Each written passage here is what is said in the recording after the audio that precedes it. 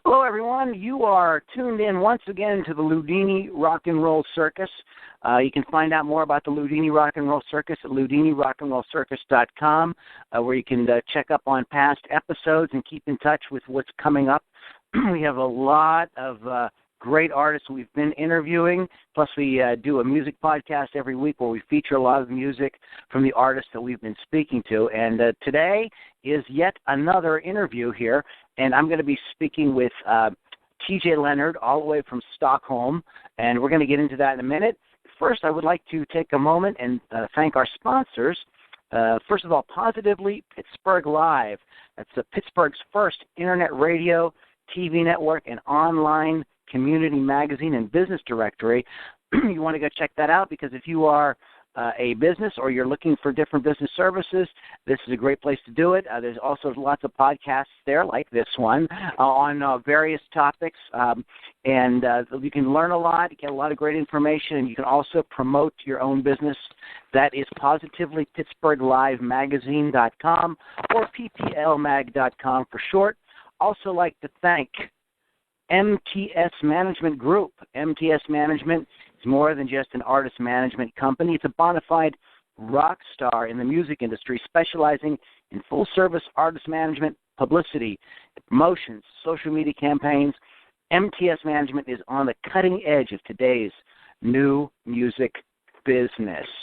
And as I mentioned, we are talking today with a really interesting artist, TJ Leonard. Started playing guitar when he was about 8 years old. He is done jazz, hard rock, gospel, soul, R&B. Eventually, he settled with country music. That's what really resonated with his soul, and I can't wait to find out more about how he came to that and how he broke into that. He had a band called CHESTNUT for a while with Tex Taylor, and now he's sort of striking out on his own. He's got a record out, which he's going to tell us all about. TJ Leonard, welcome to the Loudini Rock and Roll Circus. Well, thank you. Thank you for having me. TJ, as I was saying in our little intro there, it says that you started playing guitar when you were about 8 years old. Now, can you think back? I don't know how far back in time that is for you, but you can take us back to a little bit when you were first starting to play, and tell us what drew you to music and what really kind of got you excited about it in the beginning. Yeah, it was actually my grandpa that gave me a guitar when I was 8 years old, and he used to be a guitar player in different bands in the 40s and the 50s, and they play all those evergreens and old Swedish folk music songs. And what are evergreens? I saw that in your bio. I wanted to ask you what that is. American songs from the 30s, 40s, 50s. We call them evergreens. You mean like standards? We would call them standards. Evergreen, yeah. That's a great description. Yeah, okay, I got you. Go ahead, I'm sorry. Yeah, sort of. And then translated into Swedish. Okay, yeah. Cool. So that's what we used to play, me and him. And he played the mandolin, and I played the guitar. And in the beginning, he was singing the songs, but I took over that part later when I got into singing when I was 12, 13. And he really inspired me and gave me the tools to become a musician. Now, it says here that at 18 you started playing lead guitar. Is that true, or am I misreading? Or you were a lead singer, in a dance band. So you haven't always been country. No. I started out with dance band when I was 18. To perform, I had played with my grandpa and all those other stuff before. We had a little band in high school, and we played Beatles songs. Okay. And but when I started to perform, it was a dance band. So it's sort of country music, but with Swedish lyrics. Okay. And then when I was in my early 20s, a hard rock band heard me singing, and they wanted me to become their lead singer. And so I played. Today is not considered hard rock, I guess. but it was hard rock then. I understand. And I was into that for a couple of years. I wanted to educate me musically, and and I got into jazz and R&B, but mostly jazz. And I started to take lessons. I went every Monday. I took the train from my hometown down to Malmö, which is our third biggest city in Sweden, and I started to sing jazz down there once a week with a I don't know what you call it in English, but a song teacher, sort of. Okay, vocal coach, right? Vocal coach, yeah. Right. And so then I came into this jazz thing, and I did a lot of gigs with that, and the papers were writing and about me, and then I moved to Stockholm, and then everything became all weird because all the good musicians are up here and singers, so there's a lot of competition here. So I started to write instead. To write music for others. So I wrote dance band songs for different dance bands, and wrote a couple of songs for Swedish country artists, but in Swedish then, and a couple of pop songs for different pop bands, and then I got into R&B and all those, and dance music, and everything was computer programmed. Right. So I did that for a couple of years, and I got so tired of it. And then, so I wanted to have something more organic, strings, wood, something that you could feel. Not that, right, something more natural, more earthy. Yeah. And then I heard Keith Urban released Somebody Like You. Oh, yeah. Yeah, with that great song. With that banjo intro. And that really got to me, and I thought, well, I can like this. This is it. This is it. I can do this. And so actually a contemporary country song got me into liking country. And so from there I went back and listened to a little to the more true country artists, and then it led me further into listen to the newer contemporary artists, and so I listened to both old and new country, but Keith Urban was the one who sort of dragged me into this. Inspired you. Yeah. What really is it about country music that you love so much? I mean, it's obvious that you're very passionate about it. You released a song right with your band CHESTNUT, 110% country. So you're very passionate about country. So just kind of give us what does it feel like to you? Why is it so important to you? I love the lyrics. Mm-hmm. That is how I like to write lyrics. Sort of a story, short story. It always is about something, not those pop songs that doesn't have anything to it. Mm-hmm. It's just words. But here it's a story, and it can really speak to your emotions in one way or the other.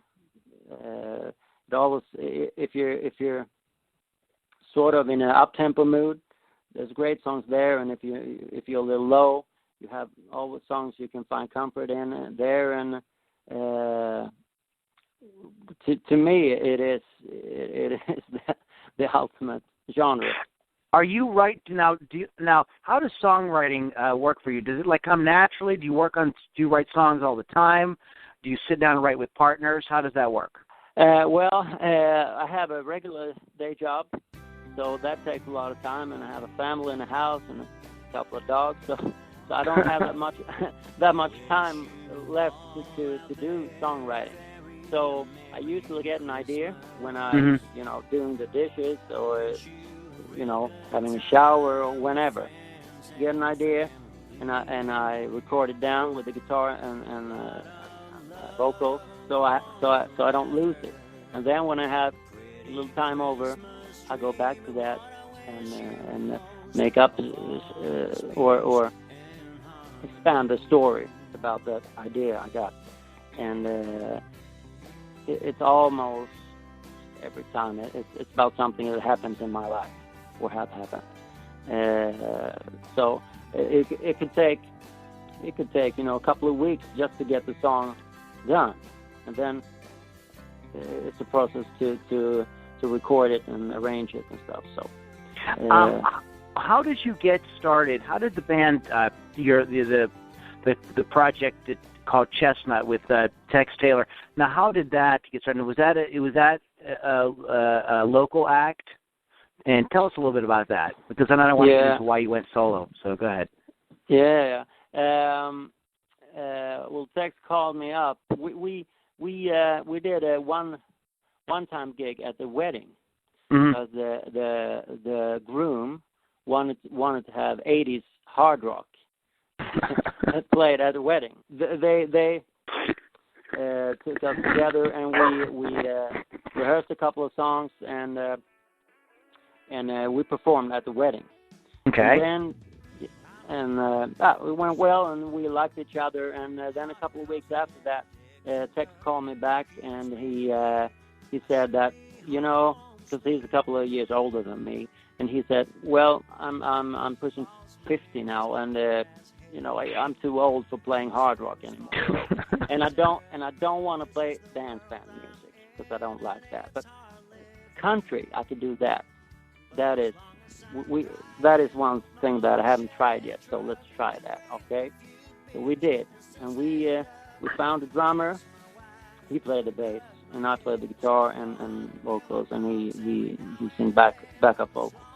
And we found a drummer, and then we found another guitar player. But his name is Jason Meckler, and he was a drummer actually. And so the drummer that we had, he didn't want to do this, so Jason took over as a drummer. And then we took in some other instruments as well later, and then we became CHESTNUT. And in the beginning it was just for fun, guys with families that get together once a week to rehearse and have fun. But then they started to sound pretty good, and we recorded a single, though, 110% country, and then later an EP with 6 songs. And we played at festivals here, country festivals here in Sweden and in Denmark, as it often is in a band, that one or two people always have, pull everything forward. And started to feel that I was doing all the work, and Tex Taylor, he left the band. He got a new job as a. Well, let's pause here, because I want to ask you something about your EP, if you don't mind. Yeah, sure. You guys did an EP called American Dream. Now, just kind of give me the sort of thought process or the feeling, because I'm from America. I live in America. How does a band from Sweden? Why would you call your record American Dream? I mean, I know your country and everything, so kind of like give us the sort of like feeling behind that, and what you, or maybe I'm picking at something that really isn't even there. Maybe it's just a natural thing for you, but it just seems kind of interesting. So I just wanted to know if there's a story behind that. Yeah, I was just playing around with that expression, American Dream. Okay. Because it means obviously another a different thing than what I'm singing in the song. And, I now live in Sweden's biggest city, Stockholm, and I'm from the south of Sweden, so, and from a little village with only 6,000 people. Having a lot of outdoor life and stuff like that. But now I live up here, and I can't do that as much as I want to. So the song is about going back So the American dream is sort of like a metaphor for, you know, like a simpler, kind of fuller, kind of, you know, more prosperous kind of life, or more relaxed kind of life. Yeah. Okay. Meeting all the friends, you know, no ever face you meet on the street, and having that, and so that is my American dream. Okay. So we played around with the words like that. Absolutely fascinating. So the band was kind of like Tex leaves the band. You know, you're doing all the work. So it sort of became a natural progression for you to kind of just become solo. Is that what happened? Yeah. I started to record some songs that I wasn't supposed to share with the band. So, and a couple of things happened, and we had an argument and stuff like that, as it always is, often is, and and it led to that. I said that okay, I will release these songs in my own name. So, and we put this on hold for a while, and we didn't start the band up again. So, but now that. Good. Sorry. I was just going to ask you. You're releasing some songs in your own name now. Now, is this because I was trying to do a little searching on you here. I was looking like on RDO and Spotify and stuff. I saw a couple of songs, but do you have like an actual album or EP out, or are you just kind of just releasing songs as you write them? We're about to release a new album, a full album with 11 songs, now in December. Okay. Yeah. There's a couple of songs on Spotify, and they are, let's see, they are going to be they will be on the full album also. Yeah. So it's 11 songs. So some of them are out there already, because I had a contract with another small label in Nashville before, and those songs are still there from that time. But it's a full album coming up now in December. Yeah. And do you have a name for it? Yeah, it's going to be called High on Living. Okay. Yeah, that's one of the songs I listen to. Yeah, it's nice. Yeah. So did you guys record in Sweden, or have you been to America to work, or what's the situation? No, we bought a house a couple of years ago, and we bought that house especially because the basement was built that way, so I could cut off part of it and build a studio in it. So I actually have my own studio in the basement. You recorded that? You recorded those High on Living, and you recorded that in your home studio? Yeah, everything is recorded. Wow. In the home studio. It sounds, TJ, it sounds really professional. I wouldn't have thought that. I thought, I assumed you came to America. You recorded in Nashville or Austin or someplace like that. It's not really good, man. All right. Thank you. Well, no, it's recorded here, and a couple of the pedal steel tracks are recorded by one guy down in Malmö in south of Sweden, and one north of Stockholm. So I send them an MP3 with a song, and they record a track and then send it to me. Right. Yeah. And I produce everything here down in my basement. Well, it sounds really good. And so you have to keep us informed about when it's coming out. Now, what's it going to be the title of it again? High on Living? Yeah. You're going to call it that song? Yeah, that's a great song, guys. I want to just let the audience know that it's a very cool song. You can find it on Spotify and RDO. So if you guys want to check that out, TJ Leonard. TJ, so what's coming up next? You're going to release this record. Is there any plans to tour? What do you think? How are you planning to proceed once you release the record? Of course, we will continue having promotion on that record with MTS. It's a great guy, Michael Stover. I got in contact with him for a year ago, but we hooked up this fall, and he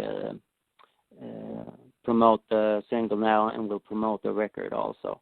And then I will try to get some it's not that easy to get a lot of gigs here in Sweden as a country artist, and definitely not if you're more of a contemporary country artist, because the country audience is pretty old, and they only like the old sort of country.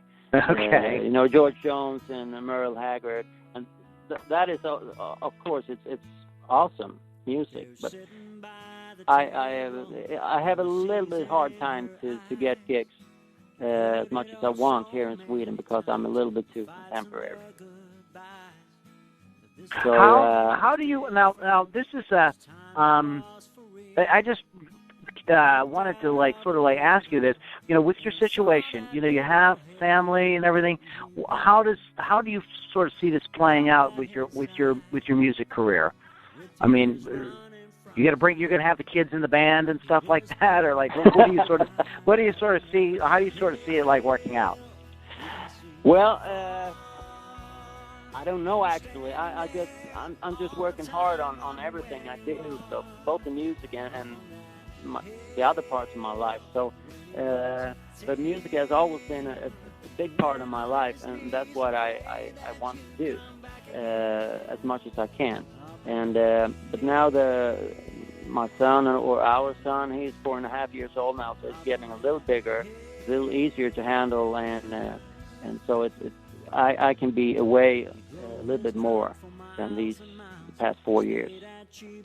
So it's going to be a little bit easier for me to have a smaller tour, or be away for 1 week or 2 weeks or something. Can you? Is there a market? I mean, do you believe outside? I mean, without having to fly halfway around the world. Do you believe you could get out to some neighboring countries and maybe do some regional work? Yeah, I will try to reach out to Norway, Denmark. I've been in Denmark, so I have a little audience there. And but Germany is a very interesting country. There are 90 million people there, and the country is getting pretty big there also. So that's not. That could be one thing to do. I know France also has a lot of country fans, so I will try to expand my territory. Right. South of Sweden to Germany, France, stuff like that. Okay. All right. You got to do it. Hey, anything you can do, just to kind of get yourself out there is what you got to do. You're on the right track, man. You have a great record. Or a great couple singles out. We're looking forward to the record. High on Living, that's going to be coming out in December. And so I can't wait to hear more from that. We will go ahead and promote you on our music podcast and play your songs to help get the word out here. Actually, our podcast goes all over the world. I got people in Russia and India and everything, so who knows? Sounds great. Thank you. TJ, is there anything, go ahead and give us all your information where people can read about you and find you on the internet here before we wrap up. Yeah, right. Well, of course, you can look me up on Facebook. Search for TJ Leonard, and you'll find my page there.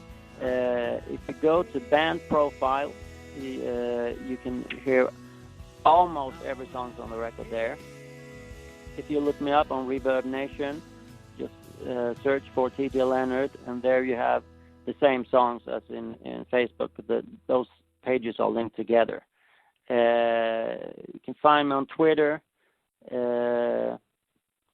I don't know my name on Twitter. I should look. You got to find yourself on Twitter first. I have to look that up. It's my. I think it's my name, Joachim 1 or something like that. Okay. Because my first name is Joachim. Okay. Yeah. Well, I have here TJLeonardCountry.com takes you to your Facebook page, so I think that's probably easiest for people to remember. Yeah, that's correct. So, well, TJ, thank you so much for taking a little time out of your schedule to talk with us, and we will go ahead, like I said, and get to some of your music on our music cast.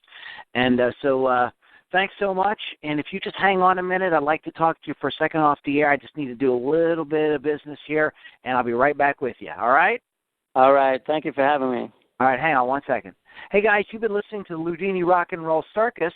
The Loudini Rock and Roll Circus, you can find at LoudiniRockandRollCircus.com to hear more great interviews like the ones we just did here with TJ. I'd like to thank our sponsors once again, MTS Management Group.